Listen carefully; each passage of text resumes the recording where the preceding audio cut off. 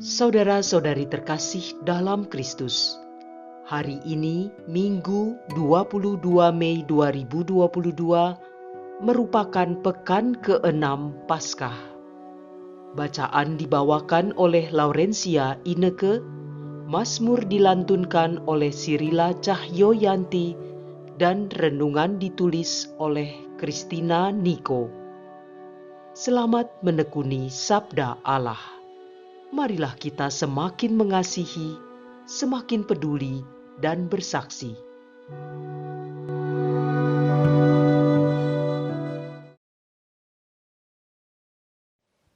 Bacaan dari Kisah Para Rasul, bab 15, ayat 1 dan 2, dilanjutkan ayat 22 sampai dengan 29. Sekali peristiwa, beberapa orang datang dari Yudea ke Antiokhia dan mengajarkan kepada saudara-saudara di situ. Jikalau kamu tidak disunat menurut adat istiadat yang diwariskan oleh Musa, kamu tidak dapat diselamatkan. Tetapi Paulus dan Barnabas dengan keras melawan dan membantah pendapat mereka itu. Akhirnya ditetapkan supaya Paulus dan Barnabas serta beberapa orang lain dari jemaat itu pergi kepada rasul-rasul dan penatua-penatua di Yerusalem untuk membicarakan soal itu. Pada akhir sidang di Yerusalem, rasul-rasul dan penatua-penatua beserta seluruh jemaat mengambil keputusan untuk memilih dari antara mereka beberapa orang yang akan diutus ke Antiokhia bersama-sama dengan Paulus dan Barnabas. Yang terpilih yaitu Yudas yang disebut Barsabas dan Silas. Keduanya adalah orang terpandang di antara saudara-saudara itu. Kepada mereka diserahkan surat yang bunyinya, "Salam dari rasul-rasul dan penatua-penatua, serta dari saudara-saudaramu, kepada saudara-saudara di Antiokhia, Syria dan Kilikia yang berasal dari bangsa-bangsa lain. Kami telah mendengar bahwa ada beberapa orang di antara kami yang tidak mendapat pesan dari kami telah menggelisahkan dan menggoyangkan hatimu dengan ajaran mereka. Sebab itu dengan bulat hati kami telah memutuskan untuk memilih dan mengutus beberapa orang kepada kamu bersama-sama dengan Barnabas dan Paulus yang kami kasihi, yaitu 2 orang yang telah mempertaruhkan nyawanya demi nama Tuhan kita Yesus Kristus. Maka kami telah mengutus Yudas dan Silas yang dengan lisan akan menyampaikan pesan yang tertulis ini juga kepada kamu. Sebab adalah keputusan Roh Kudus dan keputusan kami, supaya kepada kamu jangan ditanggungkan lebih banyak beban daripada yang perlu, yakni kamu harus menjauhkan diri dari makanan yang dipersembahkan kepada berhala, dari darah, dari daging binatang yang mati dicekik, dan dari percabulan. Jikalau kamu memelihara diri dari hal-hal ini, kamu berbuat baik. Sekian, selamat. Demikianlah sabda Tuhan.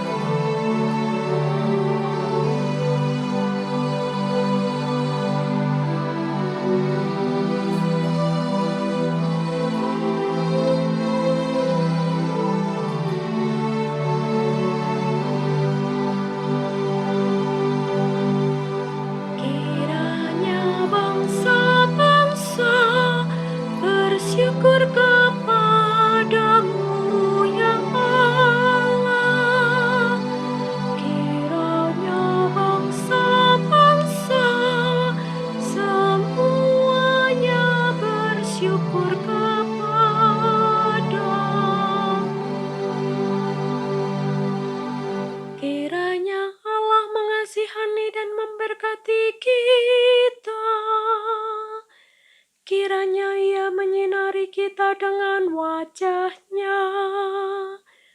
Kiranya jalan-Mu dikenal di bumi, dan keselamatan-Mu di antara segala bangsa. Kiranya bangsa-bangsa bersyukur kepada-Mu, ya Allah. Kiranya bangsa-bangsa semuanya bersyukur kepada-Mu.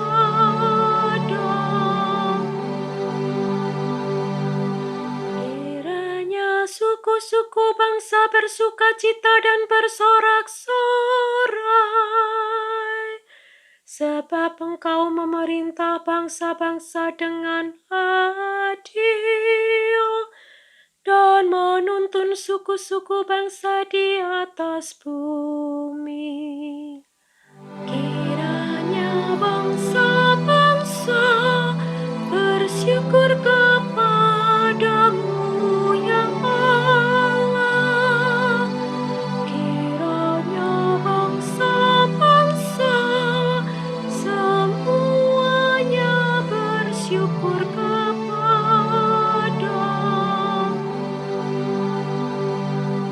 Kiranya bangsa-bangsa bersyukur kepada-Mu, ya Allah. Kiranya bangsa-bangsa semuanya bersyukur kepada-Mu. Allah memberkati kita. Kiranya segala ujung bumi takwa kepada-Nya.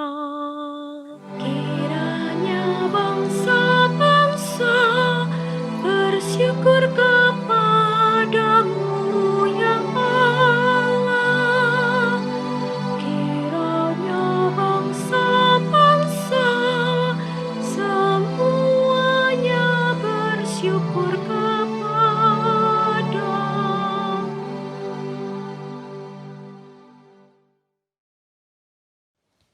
Bacaan dari Kitab Wahyu, bab 21, ayat 10 sampai dengan 14, dilanjutkan ayat 22 dan 23. Di dalam roh, aku Yohanes dibawa oleh seorang malaikat ke atas sebuah gunung yang besar lagi tinggi.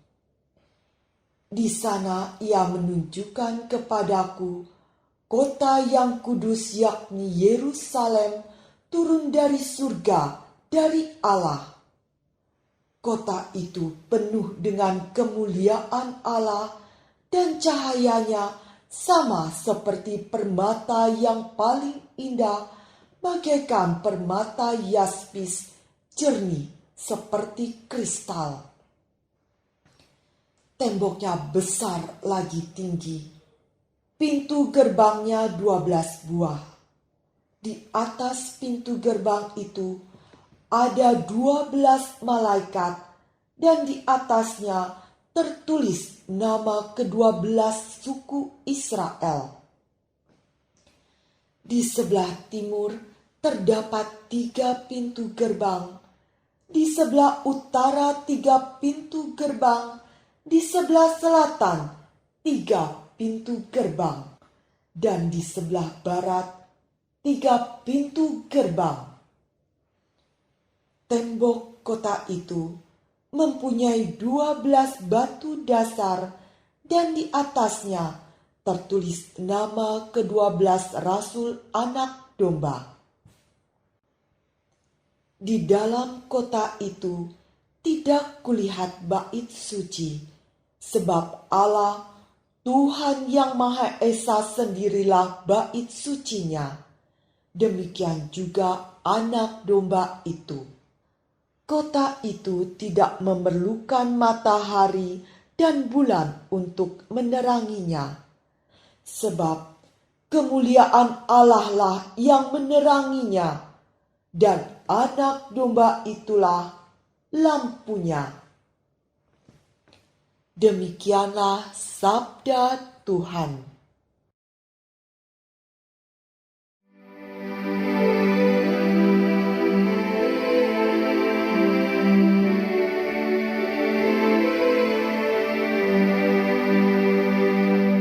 Haleluya, haleluya, haleluya. Jika seorang mengasihi aku, ia akan menuruti firman-Ku. Bapa-Ku akan mengasihi dia, dan kami akan datang kepadanya. Haleluya, haleluya, haleluya.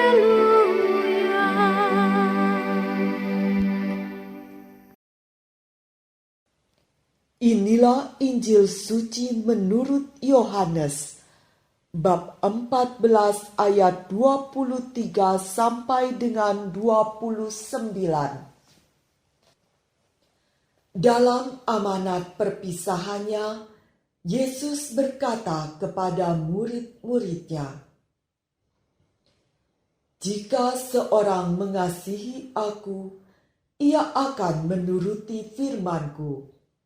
Bapa-Ku akan mengasihi dia, dan kami akan datang kepadanya dan diam bersama-sama dengan dia.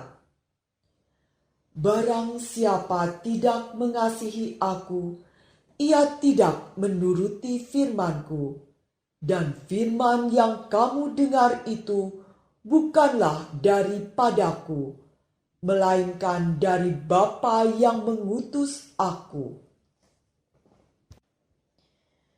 Semuanya itu kukatakan kepadamu selagi aku berada bersama-sama dengan kamu.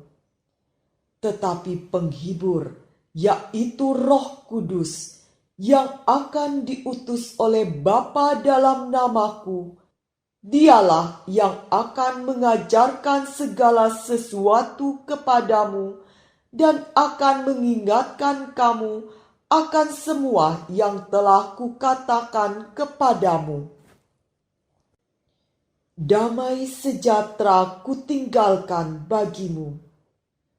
Damai sejahtera kuberikan kepadamu, dan apa yang kuberikan tidak seperti yang diberikan oleh dunia kepadamu. Janganlah gelisah dan gentar hatimu. Kamu telah mendengar bahwa aku telah berkata kepadamu, aku pergi, tetapi aku datang kembali kepadamu. Sekiranya kamu mengasihi aku, kamu tentu akan bersukacita karena aku pergi kepada Bapa-Ku, sebab Bapa lebih besar daripada aku. Sekarang juga aku mengatakan kepadamu sebelum hal itu terjadi, supaya apabila hal itu terjadi, kamu percaya." Demikianlah sabda Tuhan.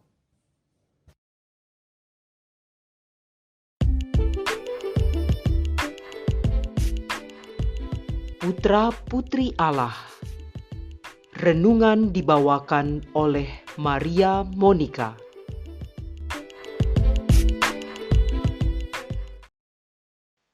Jika seorang mengasihi aku, ia akan menuruti firman-Ku, dan Bapa-Ku akan mengasihi dia, dan kami akan datang kepadanya dan diam bersama-sama dengan dia. Yohanes bab 14 ayat 23. Saudara-saudari terkasih dalam Kristus, bacaan Injil hari ini adalah sesuatu yang tidak asing lagi bagi saya. Ada beberapa ayat yang sangat menggelitik dan menyentuh hati saya. Ketika saya merefleksikan ayat-ayat tersebut, saya teringat masa kecil dalam hubungan saya dengan papa dan mama. Masa kecil menjadi masa pencapaian yang indah bagi saya secara pribadi. Mengapa? Karena saya dapat dikatakan sebagai anak teladan bagi adik-adik saya. Saya gemar melakukan pekerjaan rumah tangga dengan tekun, menyapu, mengepel, memasak, ke pasar, mencuci baju, memandikan hewan peliharaan, dan sebagainya. Semua tugas saya lakukan dengan hati gembira. Tidak ada maksud melakukan semua itu untuk memperoleh perhatian atau menyenangkan hati orang tua saya. Namun ternyata kegiatan yang saya lakukan memperoleh perhatian khusus dari mereka. Mereka sangat bangga dan menyayangi saya. Kerap kali nama saya disebut-sebut sebagai anak yang baik dan taat pada orang tua. Ternyata apa yang saya lakukan telah menjadi salah satu bukti bagi mereka bahwa saya menyayangi mereka. Pada suatu misa harian pagi di gereja Santo Paulus Wonosobo, seorang romo mengucapkan salam pembuka begini. Putra-putri Allah yang terkasih, mari kita mengucapkan syukur karena kita telah diundang hadir dalam perayaan Ekaristi pagi ini. Sapaan itu terdengar sangat sederhana dan biasa, namun mampu membuat saya tertegun dan terharu. Perkataan putra dan putri Allah sungguh menyentuh dan menyadarkan hati saya bahwa saya adalah putri Allah yang dikasihinya, yang menjadi kesayangannya, kebanggaan, dan harapannya, bukan sekadar hamba atau makhluk ciptaan. Maka sudah layak dan sepantasnya seorang putri mengasihi bapaknya. Apakah yang bisa kita lakukan sebagai tanda bahwa kita mengasihinya? Dalam firman tertulis jelas, yaitu menuruti firman-Nya. Sama seperti orang tua duniawi yang begitu bahagia karena anaknya menjadi anak yang taat dan penolong, begitu pula Bapa Surgawi kita yang Maha Pengasih. Hatinya yang lembut dan indah tentu sangat bahagia dan bangga ketika kita sebagai putra-putrinya tunduk dan taat pada firman-Nya. Tidak lupa kita memohon tuntunan Roh Kudus untuk menggerakkan hati, perbuatan, dan ucapan kita sehingga apa yang kita lakukan selalu seturut kehendak-Nya dan bukan sekadar kehendak pribadi. Marilah kita berdoa. Bapa yang Maha Kasih, terima kasih karena Bapa telah memilih kami untuk menjadi putra-putrimu.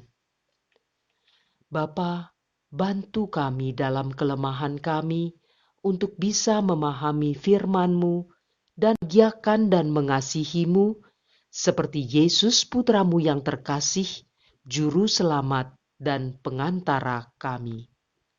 Amin.